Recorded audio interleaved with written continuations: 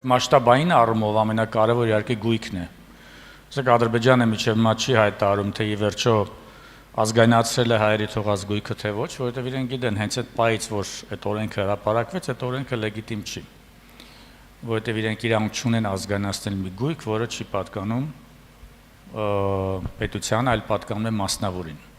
Բայց քանի որ այդ գույքը արդեն մենք տեսնում ենք, որ տալիս է ոմն Հասանովին կամ չգիտեմ Ալիև եւ այլ, նշանակում է սկզբից ազգայնացրել է, հետո տվել է մասնավորին։ Ահա մասշտաբային առումով ամենակարևորը գույքն է։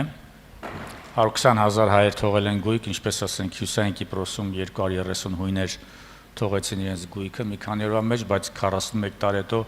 Թուրքիան համաձայնվեց փոխհատուցել։ Ադրբեջանը իր աչքի առջև ունի այս օրինակը եւ գիտի, որ վաղ թե ուշ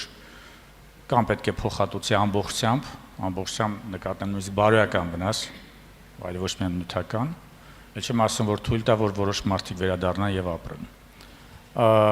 Գույք ասելով մենք պետք է հասկանանք եւ անշարժ եւ շարժական գույք, եւ